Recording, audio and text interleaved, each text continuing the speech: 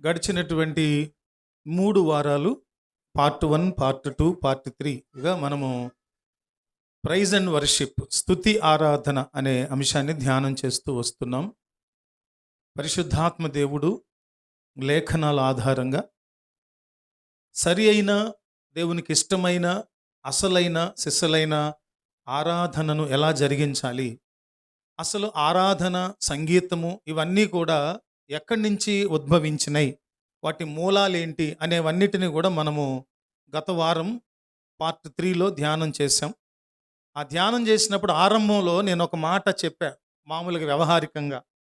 అదేంటంటే స్త్రీలు పురుషులు ఒకరికొకరు వందనాలు చెల్లించుకోవాలి అని అన్న మాటలో కొంతమందికి అర్థం కాలేదు. ఒకరికొకరు ప్రేమపూర్వకమైన ముద్దు పెట్టుకోవాలి వందన వచనాలతో అని రాశారు. ఆ మాటను చెప్పలేదు నేను. ప్రేమపూర్వక వందన వచనాలు చెప్పుకుంటూ ఒకరినొకరు ప్రేమపూర్వకంగా ముద్దు పెట్టుకోవాలి అన్నారు. అంటే అది స్త్రీలు పురుషులు కలిగి ఉండవలసిన సహవాస పద్ధతి అని చెప్పాను అన్నమాట. అంతేకాకుండా రకరకాల సమయాల్లో ఆరాధనకు అటెండ్ అవుతున్నందువల్ల ప్రతిసారి వందనాలు చెప్పాలి కదా, వందన వచనాలు చెప్పాలి. ఈరోజు మనము అన్ని రీక్యాప్ చేసుకోవటానికి కుదరదు. ఒకవేళ చేయదలుచుకుంటే పార్ట్ 1, పార్ట్ 2, పార్ట్ 3 చూడండి. ఇది 4వ విభాగం. ఈ 4వ విభాగంలో మనం చూసినప్పుడు పోయిన వారం మొదలుపెట్టి చివరిలో కొన్ని ఆర్పేశాం. అదేంటంటే దేవుడు సృష్టించినటువంటి అంతా కూడా దేవుణ్ణి స్తుతిస్తాయి. దేవుని చేతి పని అయిన సృష్టి అంతా, దేవుడు ఏమేమి సృష్టించారు అంటే, దేవుడు భూమి ఆకాశాలను సృష్టించారు. భూమి ఆకాశంలో సూర్యచంద్ర నక్షత్రాదులను సృష్టించారు. పుష్పాలను, ఫలాలను, వృక్షాలను, జంతుజాలమును, వాయుమండల వాయుచరములను, జలచరములను అన్నిటినీ నిర్మించినప్పుడు ఏమంటున్నారంటే, పరిశుద్ధ గ్రంథం ఏమంటుందంటే, సమస్తము దేవుని చేతి పని అయిన సమస్తము దేవుని ఏం చేస్తూ ఉన్నాయి, స్తుతిస్తూ ఉన్నాయి. పోయిన వారం చెప్పాం.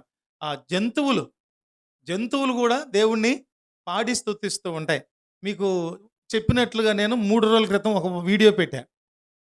ఒక foreigner lady singer silent night పాడదామని, సైలెంట్ నైట్ అని అని పక్క నుంచి అది కూడా పాడటం మొదలు పెట్ట.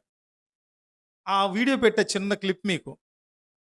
జంతువులు పాడతాయి, చిలకలు పాడతాయి, గోరంకలు పాడతాయి, ఏమండి, ఇంకా అన్ని రకాలైనటువంటి దేవుని చేతి పని. గ్రద్దలు కూడా ఎగురేటప్పుడు ఒక రకమైన విజిల్ లాంటి శబ్దం చేస్తాయి, పావురాలు చేస్తాయి, అవునా. కోడి పుంజులు పొద్దున్నే మనల్ని నిద్ర లేపుతాయి, ఏమని కొక్కరోకో అని కదా. కోకిలలు కోస్తాయి, కాకులు అరుస్తాయి, గాడిదలు అరుస్తాయి, ఒండ్ర పెడతాయి, అన్నీ చెప్పుకున్నాం మనం. అవన్నీ కూడా దేవుణ్ణి ఏం చేస్తున్నాయి, స్తుతిస్తున్నాయి. స్తుతించడం అనేది వాటికి ఎవరైనా నేర్పారా? స్తుతించడం అనేది సృష్టిలో ఉన్నటువంటి జీవరాశికి దేవుడు, మనుషులు ఎవరో నేర్పలా, దేవుడే స్వతహాగా వాటిని నిర్మించిన దేవుణ్ణి స్తుతించటము అవి సహజంగా చేస్తూ ఉన్నాయి. మనమే మనల్ని సృష్టించిన దేవుణ్ణి స్తుతించడం మానేశాం. గుర్తొచ్చినప్పుడు స్తుతిస్తాం, ఆరాధనలో సమకూడినప్పుడు స్తుతిస్తాం. ఈ విధమైనటువంటి రీతిలో మనం దేవుణ్ణి స్తుతిస్తూ ఉంటాం. అది దేవుడు కోరే స్తుతి కాదు. ఇంకొకటి ఏంటంటే, ఆకాశములు దేవుని మహిమను వివరించుచున్నవి, అంతరిక్షములు ఆయన చేతి పనిని ప్రచురపరుస్తున్న. ఆకాశాలు, అంతరిక్షాలు, పగలు రాత్రి, సూర్యచంద్ర నక్షత్రాదులు అన్ని దేవుణ్ణి స్తుతిస్తూ ఉన్నాయి.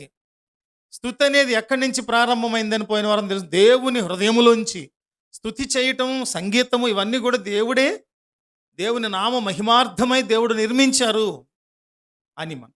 అదే దూతగణము దేవుని స్తుతిస్తూ ఉంటాయని చెప్పుకున్నాం. యోబు పుస్తకం 38వ అధ్యాయం 7వ వచనంలో చూసినప్పుడు 38:7లో ఏముంటుంది? ఉదయ నక్షత్రములు ఏకముగా కూడి పాడినప్పుడు, దేవదూతలందరూ ఆనందించి జయధ్వనులు చేసినప్పుడు, దానికి మూలరాతిని వేసిన వాడెవడు? సముద్రము దాని గర్భము నుండి పొర్లి రాగా, తలుపుల చేత దానిని మూసిన వాడెవడు? ఈ మాటలు చూసినప్పుడు దూతలు పరలోకములో దేవుణ్ణి స్తుతిస్తూ ఉన్నాయి. ఉదయ నక్షత్రాలు దేవుణ్ణి స్తుతిస్తూ ఉన్నాయి. సూర్యోదయము సూర్యాస్తమయములలో దేవుణ్ణి స్తుతిస్తూ ఉన్నాయి. సముద్ర తరంగములు కూడా ఘోష చేస్తూ ఉన్నాయి, దేవునికి మహిమ, దేవునికి స్తోత్రమని. పక్షులు మనల్ని నిద్రలేపుతూ ఉన్నాయి, అవన్నీ మనం ధ్యానించాం. రెండవది ఏంటంటే, పరలోకములో దేవాది దేవుని స్తుతించేటటువంటి దూతగణాలు ఉన్నారు, కెరూబులు శరాపులు. ఆ కెరూబులు శరాపులు కూడా దేవాది దేవుని నిరంతరము పరిశుద్ధుడు పరిశుద్ధుడు పరిశుద్ధుడని గాన ప్రతిగానాలు చేస్తారంట. ఒకళ్ళు పరిశుద్ధుడు అంటే ఇంకొకళ్ళు పరిశుద్ధుడు పరిశుద్ధుడు పరిశుద్ధుడని దేవుణ్ణి స్తుతిస్తూ ఉంటాయి. ఈ పడద్రోయబడిన కెరూబు కూడా దేవుణ్ణి స్తుతించేటటువంటిదే. మ్యూజిక్ డైరెక్టర్, మ్యూజిక్ లీడర్, వాడికి రాని వాయిద్యాలు ఉండవంట. వాడు అన్ని రకాలైనటువంటి సంగీత పరికరాలు ప్లే చేయగలిగినటువంటి నిష్ఠాగరిష్ఠుడైనటువంటి మ్యూజిక్ డైరెక్టర్ అన్నమాట. వాడి పేరు లూసిఫర్. వాడు ఏం చేయబడ్డాడు? గర్వించి దేవునికే నిరంతరం ఘనత ఎందుకు, దేవుని సింహాసనము పైగా తనను హెచ్చించుకున్నప్పుడు దేవుడు హృదయాంతరంగములను హృదయ రహస్యములను ఎరిగినటువంటి దేవుడు ఏం చేశారంటే వాటిని భూమి మీదకి పడద్రోయబడినటువంటి కెరూబు. చూడండి, ఒక లక్షణం, పరలోకములో గర్వించక ముందు దేవుని స్తుతించినటువంటి ఈ కెరూబు దోతే కదా, దేవుని చేత సృష్టించబడ్డాడు కదా, భూమి మీదకి వచ్చి దేవుని స్తుతిస్తున్నాడా? అదే పని చేయాలిగా, చేయాలా వద్దా? కానీ ఏం చేస్తున్నాడు వాడు? స్తుతించే వాళ్ళ స్తుతులు చెడగొడుతున్నాడు, దేవునికి దూరం చేసేస్తున్నాడు, సహవాసానికి దూరం చేసేస్తున్నాడు అపవాది. పడద్రోయబడినటువంటి దూతలు కూడా, యెహెజ్కేలు పుస్తకం 28వ అధ్యాయము 13 నుంచి 15 వచనాల వరకు ఈ పడద్రోయబడిన కెరూబును గురించిన సంగతులు చూస్తాం. ఆ తర్వాత మనుష్యులు కూడా దేవుణ్ణి స్తుతిస్తున్నారు. ప్రభువును దేవుణ్ణి హృదయపూర్వకంగా పాడి స్తుతించేటటువంటి వారు ఉన్నారు. మనం నిర్గమకాండం 15వ అధ్యాయంలో 1-2 వచనాలు చూసినప్పుడు, నిర్గమకాండము 15వ అధ్యాయము 1-2 వచనాలు చూస్తే, మోషేయు ఇశ్రాయేలీయులను యెహోవాను గూర్చి ఈ కీర్తన పాడిరి. యెహోవాను గూర్చి గానము చేసేదను, ఆయన మిగులు అతిశయించి జయించెను, గుర్రమును దాని రౌతును ఆయన సముద్రములో పడద్రోసెను. యెహోవాయే నా బలము నా గానము, ఆయన నాకు రక్షణయు ఆయను, ఆయన నా దేవుడు, ఆయనను వర్ణించెదను, ఆయన నా పితరుల దేవుడు, ఆయన మహిమ నుతించెదను. చూసారా, అక్కడ మనుషులు దేవుని స్తుతిస్తున్నారు, మనుషులు దేవుని ఘనపరుస్తున్నారు. సంగీత నాదములతో, సంగీత పరికరాలతో, రకరకాలైనటువంటి గళాలతో, రకరకాల స్థాయిలతో నిజంగా రకరకాలైన స్థాయిలతో కొయిరు పాడితే అబ్బబ్బా ఏం వర్ణిస్తామండి, వర్ణించలేం. మనకున్నటువంటి వర్ణనా శక్తి సరిపోదు. ఈ 2 చెవులు చాలవు, ఇంకొక 2 ఉంటే బాగుండి అనిపిస్తుంది అనమాట. అలాగ దేవుణ్ణి మనుషులు కూడా స్తుతిస్తారు. ఇంకొకటి ఏంటంటే, ప్రతి వారు కూడా సంగీతానికి స్పందిస్తారు అనే విషయాన్ని కూడా మనం గమనించాలి. స్పందిస్తారు. మనిషికి ఉన్న గుణం ఏంటంటే, ప్రతి మనిషి కూడా సంగీతానికి స్పందిస్తాడు. అది స్వభావం, అది మనిషి స్వభావం. ఇప్పుడు ఊరికే 4 డప్పులు తీసుకొచ్చి మంచి వేగమైన టెంపోలో మంచి మ్యూజిక్ ఒక డప్పులు కొట్టారనుకోండి, మంచి కోఆర్డినేషన్తో, ఇక్కడ తాళం వేయకుండా ఎవరుంటారు చెప్పండి? ఒక్కళ్ళు కూడా ఖాళీగా ఉండరు, ఊతా ఉంటారు, కాళ్ళు చేతులు అసలు మామూలుగా ఉండదు. ఇంకొక దారుణం ఏంటంటే, ఇందులో అది క్రైస్తవ సంగీతమా, ముస్లిం సంగీతమా, భక్తి సంగీతమా, హైందవ భక్తి సంగీతమా, మరే సంగీతం చూడరు. మనకు తెలియకుండానే మన అవయవాలు సంగీతానికి ట్యూన్ అయిపోయి ఉంటాయి. అందువల్ల సంగీతం వినబడితే స్పందించని వారనేవారు ఎవరు ఉండరు. అందుకని మన సంగీతానికి చాలామంది అంటారు, నేను పాడితే ఎవరంటారండి. కొంతమంది, నేను బాత్రూమ్ సింగర్నండి. కొంతమంది ఏమంటారంటే, మేము చర్చిలో పాడటానికి పనికి వస్తామండి, బయట పాట పనికిరామండి. ఏమంటే మేము సోలోలు పాడలేమండి, గ్రూపే పాడతామండి. మీకు తెలుసా, సోలో కంటే గ్రూప్ పాడటమే కష్టం. గ్రూప్ పాడటం అంటే రకరకాల స్థాయిల్లో పాడాలి, కోఆర్డినేషన్తో పాడాలి. కొంతమంది హై శృతులు పాడగలిగిన నాలెడ్జ్ ఉన్న వాళ్ళు ఉంటారు, శక్తి ఉన్న వాళ్ళు ఉంటారు, కొంతమంది తక్కువ శృతి పాడగలిగిన వాళ్ళు ఉంటారు. గ్రూప్లో పాడేటప్పుడు తక్కువ ఎక్కువ అందరూ ఒక శృతిలోనే పాడాలి కదా, అదే కష్టతరమైంది. కానీ అలాగా పాడటం విషయంలో గమనించినప్పుడు ప్రతి వారు దైవిక సంగీతానికి స్పందించాల్సిందే. స్పందిస్తారు. ఆరాధన జరిగేటప్పుడు ఒకరు మౌనంగా, ఇంకొకళ్ళు పాడటం, ఇంకొకళ్ళు కొంచెం ధ్యానించడం, కొంచెం వదిలేయటం, కొంచెం ఇన్వాల్వ్ అవ్వటం, కొంచెం పట్టించుకోనట్టు ఉండటం, అలా పొరపాటున చేయటానికి వీల్లేదు. దేవుడు సంగీతానికి, స్తుతి సంగీతానికి, ఇంకో మాటలో దేవుడు స్తుతి సంగీతానికి స్పందిస్తారు. దినవృత్తాంతాలు 2వ పుస్తకం, దినవృత్తాంతాలు 2వ పుస్తకం, సెకండ్ బుక్ ఆఫ్ క్రానికల్స్ 5వ అధ్యాయము 12 నుంచి 14 వరకు. దినవృత్తాంతాల ఆసాపు పుస్తకంలో 2వ పుస్తకం చూడండి, 5:12 నుంచి 14. ఆసాపు, హేమాను, ఏదూతూనుల సంబంధమైన వారును వారి కుమారులకును సహోదరులకును సంబంధితులకు పాఠకులైన లేవీయులందరూ సన్నపు నారవస్త్రములు ధరించుకొని తాళములను తంబురులను సితారలను చేతపట్టుకొని బలిపీఠమునకు తూర్పు తట్టున నిలిచిరి. వారితో కూడా బూరలు ఊదు యాజకులు 120 మంది నిలిచిరి. బూరలు ఊదువారును పాఠకులను ఏకస్వరముతో యెహోవాకు కృతజ్ఞతాస్తుతులు చెల్లించుచు గానము చేయగా, యాజకులు పరిశుద్ధ స్థలములో నుండి బయలువెళ్ళి ఆ బూరలతోనూ తాళములతోనూ వాద్యములతోనూ కలిసి స్వరమెత్తి యెహోవా దయాళుడు, ఆయన కృప నిరంతరముండునని స్తోత్రము చేసిరి. అప్పుడు జరిగింది ఇదంతా చేస్తే అప్పుడొక దైవిక స్తుతి పాటకులు అంటే ఒత్తు టా పెడితే చదివేవారు, పాఠకులు ప్లెయిన్ టా పెడితే పాడేవారు. పాఠకులకు తేడా తెలుసుకోవాలి. ఒక ఒత్తు టా పెడితేనేమో చదివేవారు. పాఠకులు అంటే మనకి పత్రికా పాఠకులు, అట్లా సంపాదకులు, పాఠకులు. ఇక్కడ పాఠకులు అనే మాటలో ఎవరాళ్ళు? సింగర్స్, గాయకులు అని పెట్టుకోవాలి పాఠకులు. ఇదంతా చేస్తూ ఉంటే 120 మంది వాయిద్యాలు వాయిస్తుంటే, బోర్లు మోగుతుంటే, అందరూ రకరకాల పిల్లన గ్రోవులు అన్నీ తీసుకొని ఒక క్రమమైన రీతిలో గంభీరమైన సంగీతాన్ని వాయిస్తూ ఉంటే ఎవరెవరంట? 3 రకాల వాళ్ళు. ఎవరెవరు వాళ్ళు? లేవీయులు, ఆసాపు, హేమాను, యెదూతూను సంబంధమైన వారందరూ, వారి కుమారులు, సహోదరులు, సంబంధులకు, వీళ్ళందరూ కలిసి 13వ వచనంలో వివరించినంత గంభీరంగా కనుక వారు పాడుతూ ఉంటే 14వ వచనంలో చూడండి, జాగ్రత్తగా వినండి. ఈ రోజు ఇది వింటే మనం చాలా బ్లెస్ చేయబడతాం. చూడండి, అప్పుడు ఒక మేఘము యెహోవా మందిరము నిండెను. యెహోవా తేజస్సుతో దేవుని మందిరము నిండుకొనగా సేవ చేయుటకు యాజకులు ఆ మేఘమున్న చోట నిలువలేకపోయిరి. దేవునికి మహిమ చెల్లునుగాక. అంత గంభీరమైన స్తుతులు, ఆరాధన, పాటలు, సంగీతము, దేవాది దేవుని గంభీరంగా స్తుతించి మహింపరుస్తుంటే దేవుడు వాళ్ళ పనులు చేసుకుంటారు అన్నట్టు ఉండలేదు. దేవునికి మహిమ కలుగునుగాక. ఆయన మహిమ మేఘము ఆ దేవాలయంలోనికి దిగి వచ్చేసింది, పూర్తిగా దిగి వచ్చేసిందంట.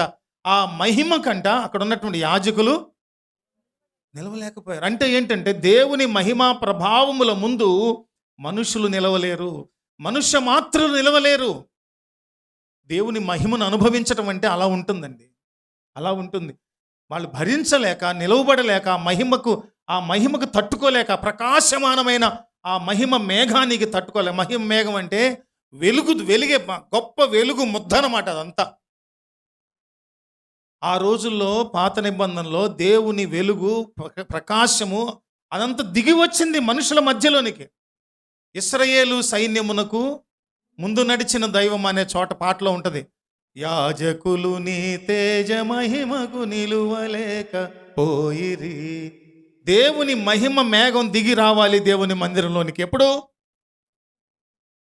ఎప్పుడు పాటలు, ఆరాధన, స్తుతి ఇవన్నీ హృదయపూర్వకంగా ఒక క్రమమైన పద్ధతిలో చేసినప్పుడు, దేవుని సన్నిధిలో పాడినప్పుడు, ఆరాధించినప్పుడు, దేవుని ఆత్మతో మన ఆత్మ మమేకమైనప్పుడు, మనందరము ఐక్యతతో ప్రభుని ఆరాధించినప్పుడు, ఐక్య గళాలతో దేవుని స్తుతించినప్పుడు, ఏమండి, శృతిబద్ధంగా, తాళబద్ధంగా, భావయుక్తంగా, అనుభవపూర్వకంగా ఒక పాటను ఒక 50 మంది, 100 మంది, 200 మంది, 1000 మంది, 10,000 మంది, లక్షల మంది కలిసి పాడితే ఎలా ఉంటుందో తెలుసా? నీకు నాకు అర్థం కాదు. దేవుని మహిమ ప్రత్యక్షత అక్కడ ఆవరించి వస్తుంది. దేవునికి మహిమ కలుగునుగా. అది కార్యరూపకమైన ఫలితమును చూడగలిగిన ఆరాధన. ఎవరు స్పందించారు? స్తుతి పాటలకు ఆరాధనకు ఎవరు స్పందించారు ఇక్కడ? దేవుడు స్పందించారు. దేవునికి స్తోత్రం కలుగును గాక. దేవుడు స్పందిస్తారు. దేవుడు స్పందిస్తారు. ఈ రోజుల్లో ప్రజలు వారి స్పందన ఎలా ఉందంటే, ప్రజల స్పందన ఎలా ఉందంటే, ఒక పెద్ద వేదిక కట్టాలి, రకరకాల లైట్లు పెట్టాలి, పెద్ద సౌండ్ పెట్టాలి, రకరకాలైనటువంటి ఏమంటారు విపరీతమైనటువంటి హావభావాలతో ఆరాధన చేస్తేనే,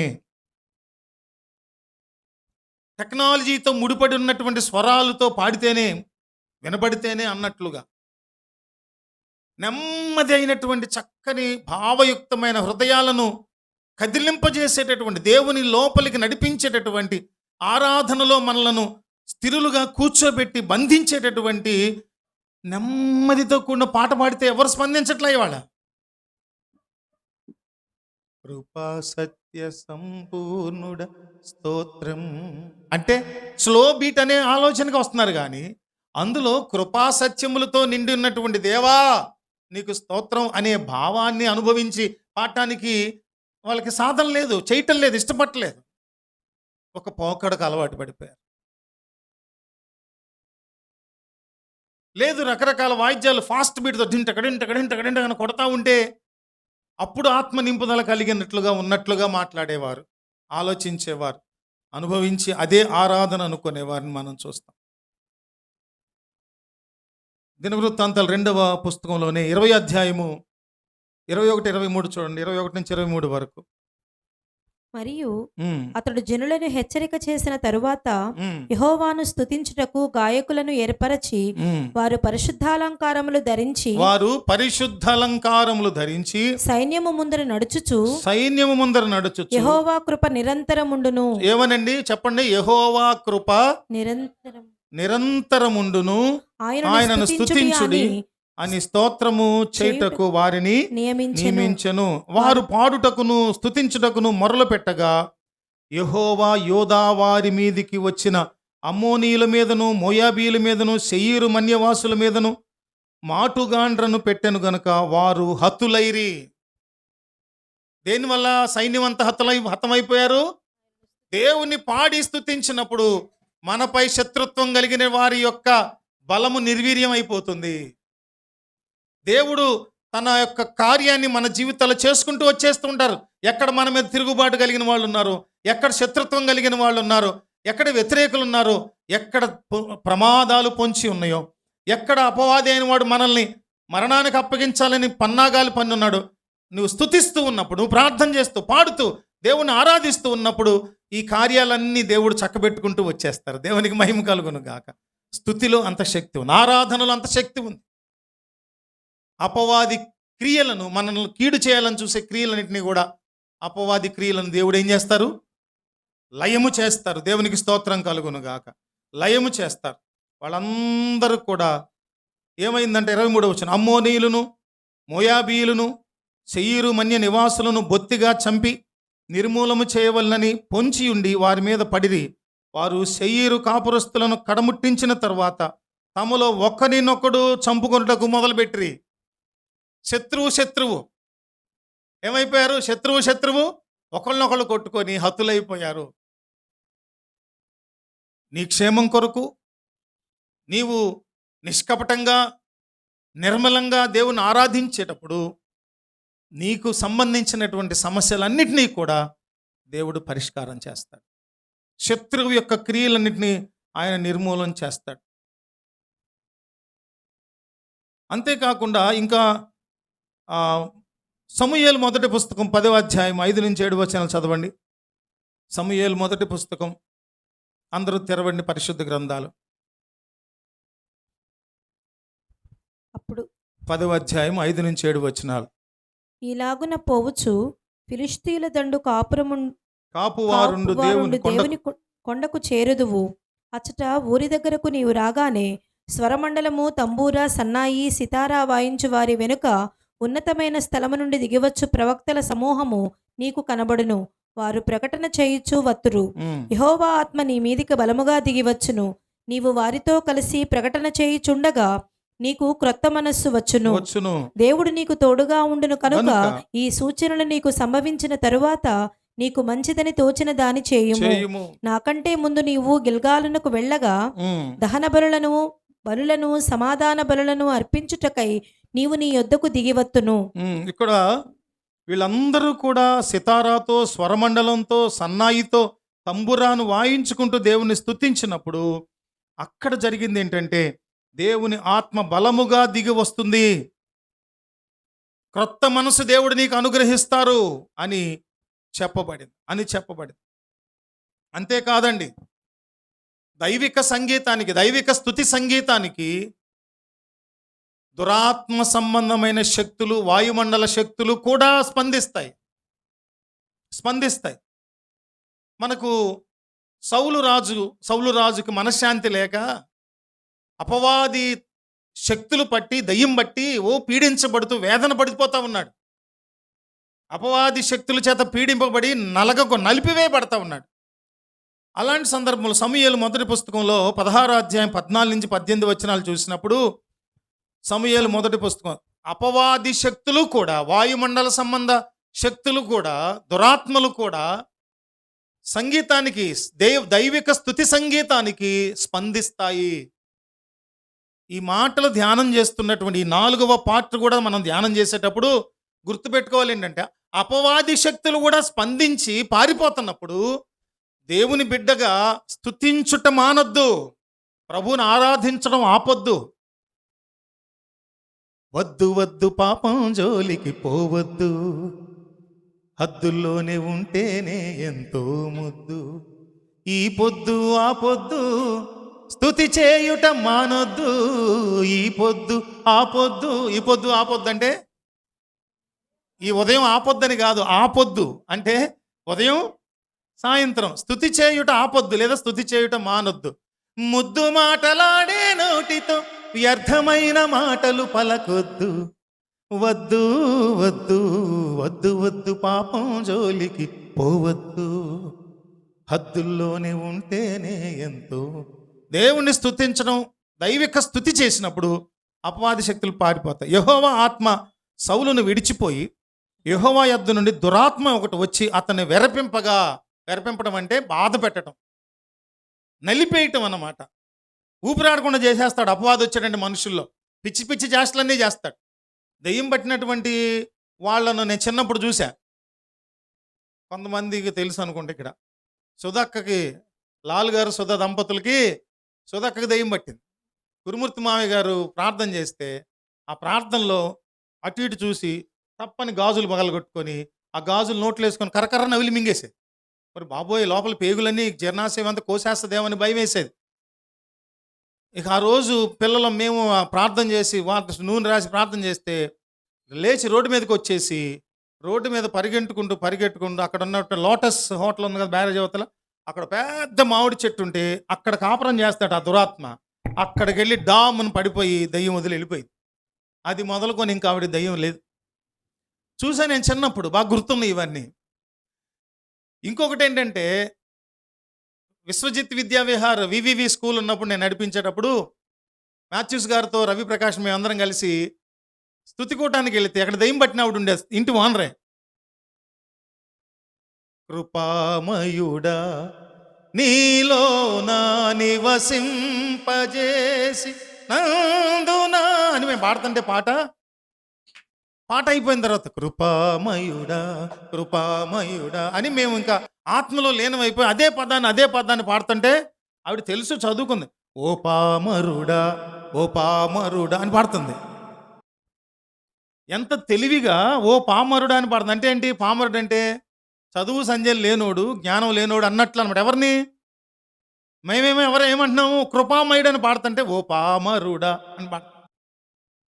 మాథ్యూస్ గారు వెళ్ళి చుట్టుపట్టుకొని ఏంటి కృపామయుడు అని పాడతా, నువ్వు పామరుడు అంతే, నేను ఓ పామరుడు అనే పాడతా. ఎవరు మాట్లాడుతున్నా తెలుసా? ఆవిడ కాదు. ఇవన్నీ నాకు గుర్తున్నాయి. ఇక్కడ సౌలు రాజును కూడా ఏం చేస్తున్నాడంట, దురాత్మ పట్టి పీడిస్తూ ఉంటే అక్కడ సౌలు సేవకులు చెప్తున్నారు, ఏమన్నారు? దేవుని యొద్ద నుండి వచ్చిన దురాత్మ ఒకటి నిన్ను వెరపించి ఉన్నది. 16వ వచనం, మా ఏలినవాడవైన నీవు ఆజ్ఞేయము యాజ్ఞేయము నీ దాసులమైన మేము సిద్ధముగా ఉన్నాము. సితారా చమత్కారముగా చూడండి, వాయింపగల ఒకని బహుముఖ ప్రజ్ఞాశాలి అంటాను కదా నేను దావీదుని. ఆయనలో ఏమేమి ఉన్నాయి, దావీదులో ఏమేమి ఉన్నాయి, దావీదు మహారాజులో భక్తుడైన దావీదు భక్తుల్లో ఉన్న గుణాలు ఈ వచనంలో రాస్తాడు. చదవండి ఒకసారి, చాలా జాగ్రత్తగా ఫోకస్ చేసి వినాలి ఈ మాటలు. సితారా చమత్కారముగా చూడండి, సితారాని ఎలా వాయించగలడంట? చమత్కారం అంటే ఏంటి? మన జ్ఞానానికి అందనంత నైపుణ్యంగా వాయించడం.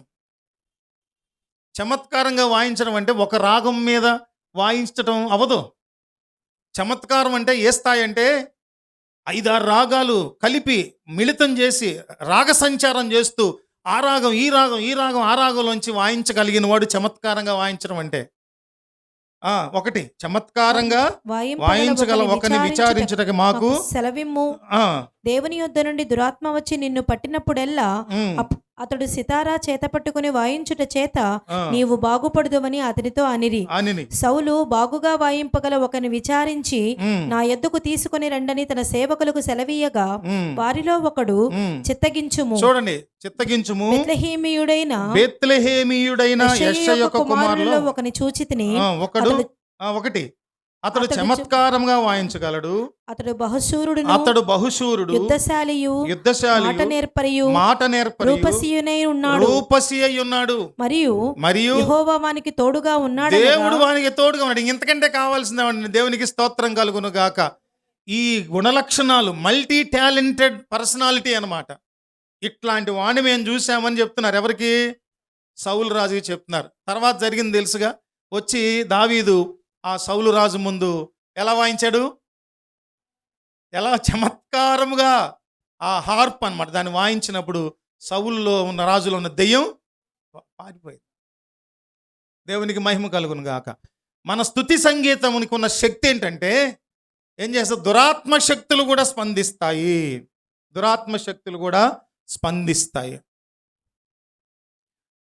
ఇకపోతే మనము సంగీతం ఎడల మనకున్న బాధ్యత ఏంటి?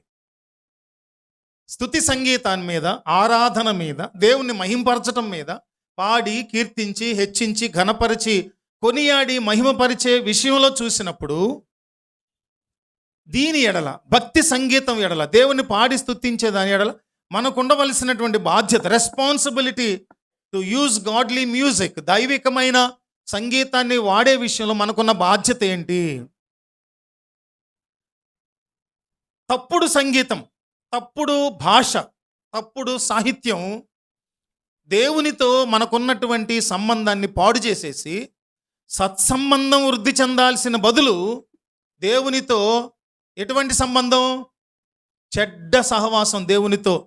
ఇది ఒక రాంగ్ రిలేషన్షిప్ని డెవలప్ చేసేది. Wrong music is an indication of a wrong relationship with God. తప్పు ఆరాధన, తప్పు భాష, తప్పు భావాలతో దేవుని ఆరాధించటము, దేవునితో తప్పు సహవాసం, రాంగ్ రిలేషన్షిప్ దేవునితో వృద్ధి చెందడానికి కారణం అవుతుంది. జాగ్రత్త. అందుకని నాలాంటి వాళ్ళు కాస్త సంగీతం మీద, తెలుగు భాష మీద శ్రద్ధ ఉన్న వాళ్ళు బాగుండాలి. చక్కని అర్థవంతమైన భావయుక్తమైన విలువలతో కూడిన సంగీతంతో కూడిన పాటలు ఉండాలి, సాహిత్యంతో కూడిన పాటలు ఉండాలి. వెర్రిమొర్రి కేకలు కాకుండా చక్కగా పాడాలి, అనుభవించి పాడాలి, భావయుక్తంగా పాడాలి. అది కూడా రక్షింపబడిన వాళ్ళు పాడాలి, ఆత్మ నింపుదల కలిగిన వారుగా పాడాలి, సంఘాన్ని నడిపిస్తూ పాడాలి, దేవుణ్ణి చూపిస్తూ తనను మరుగు చేసుకుంటూ పాడాలి. ఈ భావజాలం అంతా లేకుండా పాడేశాం అంటే కాదు. తెలుసుకోవాల్సింది ఏంటంటే బయట ఉన్న భక్తి సంగీతంలో ఉన్న విలువ, సాహిత్య విలువ, పదగాంభీర్యం, దేవుని యొక్క మహాజ్ఞాని, సర్వవ్యాపి అయినటువంటి ఆ దేవాది దేవుని గుణలక్షణాలను వర్ణించేటటువంటి చక్కని పదజాలంతో కూడినటువంటి పాట, సాహిత్యం బయట ఎంత ఉత్కృష్టంగా, ఎంత ఉన్నతంగా రాస్తున్నారో పాటలు. ఆ భక్తి సంగీతం వింటున్నప్పుడు మనిషి తన్మయత్వంలోకి వెళ్ళిపోయి దుఃఖితుడైపోయి కింద పడి దొర్లు ఏడుస్తున్నారు. ఇక్కడ కూడా అటువంటి పాటలు ఉన్నాయి. నన్ను దిద్దుము చిన్న ప్రాయము సన్నుతుండగు నాయనా నేను. ఏమంటున్నాడు ఆయన?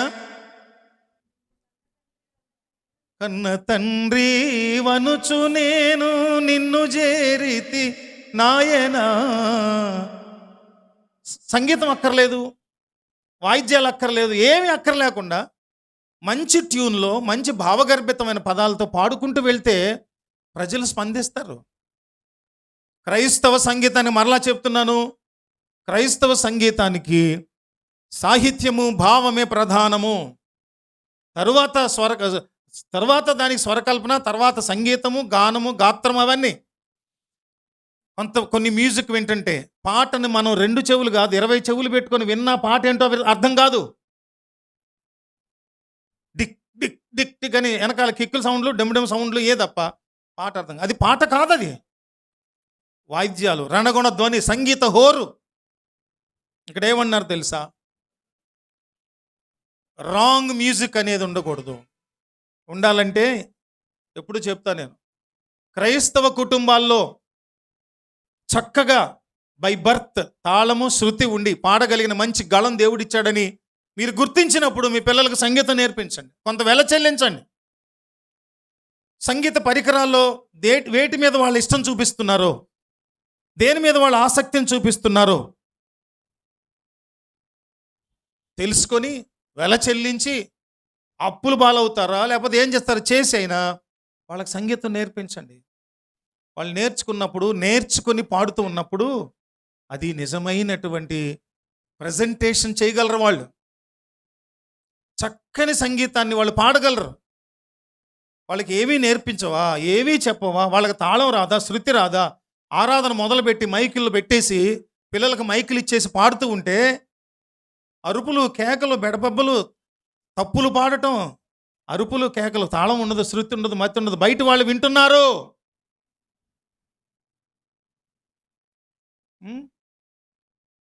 ఇంట్లో కూర వండాలన్నప్పుడు పొయ్యి మీద గిన్నె పెట్టడమే చేతకాని వాళ్ళకి వండిస్తారా మీరు ఇళ్లలో? అక్కడంతా జాగ్రత్త పడేటప్పుడు దేవుని సన్నిధి, పాట, స్తుతి, ఆరాధన అంత చులకన అయిపోయిందా? ఏమీ చేతకాని వాళ్ళు. అదేమంటే దేవుని అభిషేకం ఉందా? ఓకే, అభిషేకం ఉంది, కనీస జ్ఞానం కావాలిగా. వాక్యం చెప్పేవాడు ఏది పడుతుంది చెప్పకూడదు. ఏమి తెలుసుకోకుండా చెప్పడానికి లేనట్టుగానే సంగీతం విషయంలో కూడా కనీస అవగాహన కావాలి. అందుకని wrong music is an indication of A wrong relationship with God, దేవునితో. అందుకనే నిర్గమకాండం 32 అధ్యాయము 7-10 వచనాలు చూస్తే, కాగా యెహోవా మోషేతో ఇట్లనెను, నీవు దిగివెళ్ళుము, ఐగుప్తు దేశము నుండి నీవు రప్పించిన నీ ప్రజలు చెడిపోయిరి. తెలుసుగా మీకు ఈ వచనాలు చదువుకున్న తర్వాత. నువ్వు అక్కడ ఉన్నావు, వచ్చి పైకొచ్చి ఏమన్నారు వీళ్ళందరూ కలిసి, జనులు గుంపు కూడిపోయి, ఇదిగో నాయకుడు నాయకుడు నాయకుడు అంటున్నారు కదా, వెళ్ళాడు కదా, చాలా రోజులైంది, ఇంకా రావట్లేదు, అయిపోయింది. ఇది యెహోవా దేవుడు లేడు, నాయకుడు లేడు, ఏం లేదు. మమ్మల్ని ఐగుప్తు నుంచి విడిపించింది యెహోవా కాదు, ఈ దూడ అని వీళ్ళందరూ బంగారు నగలన్నీ తీసుకొచ్చి అహరోను గారిని బలవంతం చేసి ఆయన్ని ఒప్పించి, కానీ నాయకత్వ బాధ్యతల్లో ఉన్నటువంటి ఆయన ఏం చేసి ఉండాలి తెలుసా? కూర్చోండి అక్కడ, మోషే వస్తున్నారు, ప్రభు దగ్గర నుంచి వస్తాడు, దేవుని మాటను మోసుకొని వస్తాడు అని అక్కడ వ్యతిరేకించాలి. నాకు అనిపించింది కొన్నిసార్లు బలవంతపు ఒప్పుదలలు చంపేస్తామని ఉంటారు అనుకుంటాను నేను, ఫ్రమ్ మై క్రియేటివ్ ఇమాజినేషన్. అయినా లొంగకూడదండి, చచ్చిపోవాలి అంతే. అంతేనా? లొంగిపోవాలా? ఏం జరిగింది ఆ రోజున? ఏం జరిగిందండి? ఆజ్ఞలు పలకలు ఎత్తి కొడితే భూమి బద్దలైపోయి కుప్పలుగా చచ్చిపోయారు. ఎందుకంత తొందరపాటు? ఎందుకు? ఏ సంగీతం అంటే అది? వాళ్ళందరూ పాటలు పాడుతూ నాట్యాలు చేస్తూ దిగంబరులు అయిపోయి, పురుషులు స్త్రీలు అవాచ్యమైన రీతిలో చేశారు. ఇది పిచ్చి సంగీతం అంటే. దీనివల్ల దేవునితో ఉన్న సంబంధం ఏమైపోద్ది? చెడిపోద్ది. అందుకనే నేను కొన్నిసార్లు మీకు కటువుగా కొన్ని మాటలు చెప్తూ ఉంటా. ఏంటంటే, ఎక్కడెక్కడైతే తెలుగు భాషకు నష్టం కలిగేటటువంటి పదాలు రాసిన పాటలు ఉంటాయో పాడొద్దు అంటున్నాను నేను. ఇక్కడి నుంచి మనం అలవాటు చేసుకుందాం. ఈ సహవాసం వందల వేల కొలది వృద్ధి చెందినా చెందకపోయినా, ఎంతవరకు దేవుడు అభివృద్ధి పరిచారు అంతవరకు ఉన్నవారు అందరూ కూడా ఒక నిర్దిష్టమైన ఖచ్చితమైన పద్ధతిలో పాటలు, సాహిత్యం, సంగీతం ఉండాలని నేను కోరుకుంటున్నాను. ఈ క్రమంలోనే త్వరలో ఒక మంచి సంపూర్ణమైన ఆరాధన, స్తుతి ఆరాధనకు సంబంధించిన విషయం ప్రజల్లోకి పంపేటట్లుగా స్థిర సాక్ష్యం కలిగి మంచి రచయితలుగా, మంచి గాయకులుగా పేరెన్నిక కన్నటువంటి అనుభవజ్ఞులైన వాళ్ళని పిలిచి ఒకరోజు ఉదయం 10 నుంచి సాయంత్రం 10 వరకు ఒక వర్క్షాప్ పెట్టబోతా ఉన్నాం దీని గురించి. అది జరిగేటట్లుగా మనందరం ప్రార్థన చేద్దాం.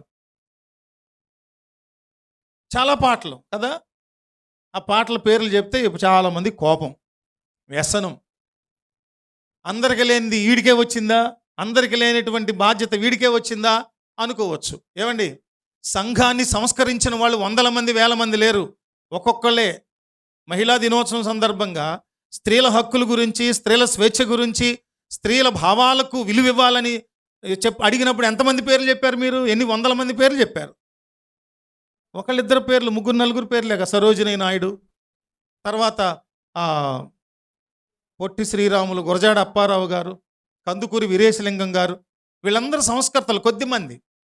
అందుకనే సంస్కరణ అనేది జరగాలండి. తప్పును తప్పుగా ఖండించాలి. స్వచ్ఛమైన ఆరాధన, శుద్ధమైన ఆరాధన, పవిత్ర బ్రతుకుల్లోంచి, సాక్ష్యం కలిగిన జీవితాల్లోంచి వచ్చేటటువంటి ఆరాధన దేవునితో మనలను మమేకం చేయగలదు. దేవుడి మాటలను మన వినికిడిలో దీవించుదురుగాక. వచ్చే వారం మిగిలినటువంటి కొన్ని విషయాలను ధ్యానం చేసుకుందాం. ఆ తదుపరి స్తుతి ఆరాధనలోని శక్తి ఏంటో తెలుసుకుందాం. వచ్చేవారు ఈ విషయానికి సంబంధించి కొన్ని సంగతులు ధ్యానించి స్తుతి ఆరాధనలోని శక్తిని మనము ధ్యానిద్దాం. మేబీ ఇంకొక 2 ఎపిసోడ్స్, 2 భాగాలు ఉండొచ్చు. ఏదేమైనా ఒక పరిపూర్ణమైన అవగాహన దేవుడు, పరిశుద్ధాత్ముడు మనకు ఈ వారాలలో అనుగ్రహించుదురుగాక. ఆమేన్. ప్రార్థన చేసుకుని అందరూ లేచి నిలబడదాం. నిలబడి ధ్యానించిన విషయాలను ఒకసారి పునశ్చరణ చేసుకొని హృదయంలో పరిశుద్ధాత్మ దేవుడు ఈ స్తుతి ఆరాధనకు సంబంధించిన విషయాలలో మన హృదయాల్లో ముద్ర వేసి భద్రపరచున్నట్లుగా మనం ప్రార్థన చేసుకుందాం. అందరూ లేచి నిలువబడి మీ స్థలాలలో ప్రభు సన్నిధిలో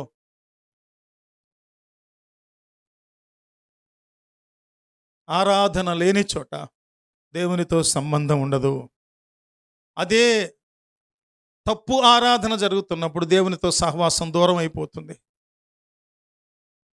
ప్రార్థన చేసుకుందాం.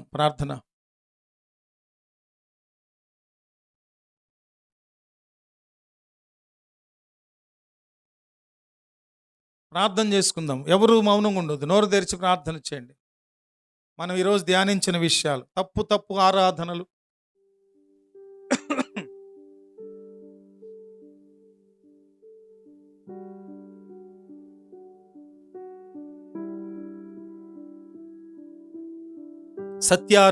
సత్యారాధన, ఆత్మారాధన, హృదయారాధన, బ్రతుకంతటితో ఆరాధన, భావయుక్తమైన పాటలతో ఆరాధన, అర్థవంతమైన పాటలతో ఆరాధన, కేవలం శబ్దంతో ఆరాధన కాదు, హృదయమంతటితో, బ్రతుకంతటితో, పవిత్రతతో ఆరాధన. ఇది దేవుడు మెచ్చే ఆరాధన. అందరు నోటితో స్తుతులు చెల్లిద్దాం. స్తోత్రం, స్తోత్రం, స్తోత్రం. ప్రభువుకి ఘనత, మహిమ, ప్రభావాలు చెల్లిద్దాం. విన్న వాక్యమును ఆధారం చేసుకొని ప్రార్థన చేయాలని కోరుతున్నాను. తమ్ముడు బాబురావు గారు ప్రార్థన చేయండి. మైక్ ఇవ్వండి. త్వరగా ప్రార్థన చేసుకొని ఆశీర్వాదంతో ముగించుకుందాం.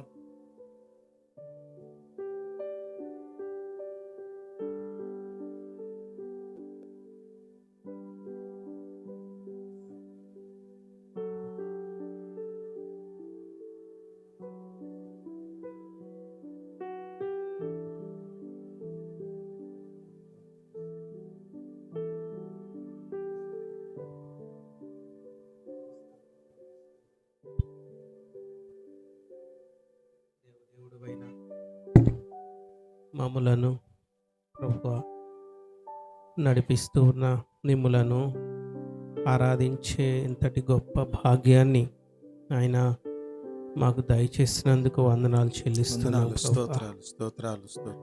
అయ్యా మేమెంతో ధన్యులము తండ్రి. ఈ ధన్యతను మా జీవితంలో ఎన్నడూ మేము పోగొట్టుకోకుండా అయ్యా ప్రతి దినము ప్రతి క్షణము నాయన మిమ్మల్ని ఆరాధించే విధానాన్ని మా జీవితంలో అలవర్చుకోవటానికి మాకు సహాయం చేయమని ప్రార్థన చేస్తున్నాను. తప్పుడు ఆరాధన అనేది మా నోట ఎన్నడూ రాకుండా ప్రభువా మా నుంచి నాయన యథార్థంగా నాయన ప్రభువా మిమ్మల్ని ఆరాధించడం మాకు నేర్పించమని ప్రార్థన చేస్తున్నాను తండ్రి. నీకు స్తోత్రం చెల్లిస్తున్నాను ప్రభువా. ఆరాధనకు యోగ్యుడవైన నిన్ను ప్రభువా స్తుతించే మనస్సు నాయన ఎల్లప్పుడూ ఉండటానికి సహాయం చేయమని ప్రార్థన చేస్తున్నాను ప్రభువా. నాయన ఎల్లప్పుడూ నాయన నీ స్తుతి మా నోట ఉండటానికి సహాయం చేయమని ప్రార్థిస్తున్నాను. మా జీవితాల్లో ప్రభువా మీరు చేసిన మేలులు ఉపకారములన్నిటిని బట్టి నాయన ఎల్లప్పుడూ మేము మిమ్మల్ని స్తుతించటానికి సహాయం చేయమని ప్రార్థన చేస్తున్నాము తండ్రి. నీకు స్తోత్రం అయ్యా. మేము స్తుతించినప్పుడు మా జీవితాల్లో నాయన ఉన్న ప్రభువా ఆ దోషములు అపరాధములన్నిటినీ ప్రభువా మేము తీసివేసుకోవటానికి సహాయం చేయండి నాయన. అవి మాకు కనబడటానికి సహాయం చేయండి. వాటిని తీసివేసుకోవటానికి సహాయం చేయమని ప్రార్థన చేస్తున్నాం.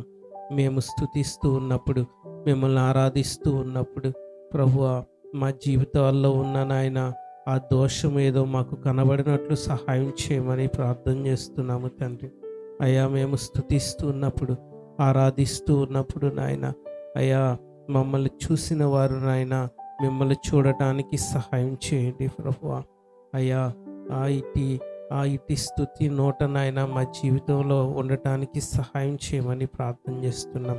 ఆత్మతోనూ సత్యముతోనూ మిమ్మల్ని ఆరాధించి కృప దయచేయమని ప్రార్థన చేస్తున్నాం ప్రభువా. మా గృహాలలో మా హృదయాలలో దుష్టుడు ప్రభువా ఉన్నట్లయితే వాడికి స్థావరం మా హృదయాల్లో మా గృహాల్లో ఉన్నట్లయితే ప్రభువా స్తుతి చేత వాడిని పారద్రోలే కృప మాకందరికీ దయచేయమని ప్రార్థన చేస్తున్నాము తండ్రి. నీకు స్తోత్రములు నాయన. మీరు ఇచ్చిన ఈ మాటను బట్టి వందనాలు చెల్లిస్తున్నాను.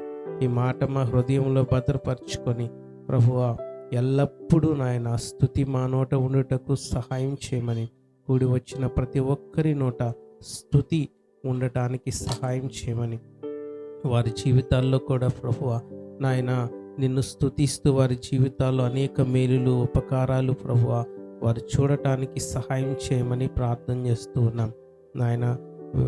వాక్కులు విత్తిన నీ దాసుని ప్రభువా మరింతగా అభిషేకించిన ఆయన మాకు కావలసిన మాటలు ప్రభువా అందించమని, అయా ఆరోగ్యమును ఆయుష్ను అనుగ్రహించి నీ నామమునకు మహిమ తెచ్చుకొనమని ప్రభువా ఈ ప్రార్థన నీ సన్నిధికి చేర్చుకొని ప్రతిఫలము దయచేయమని యేసునామమున అడుగుచున్నాము తండ్రి.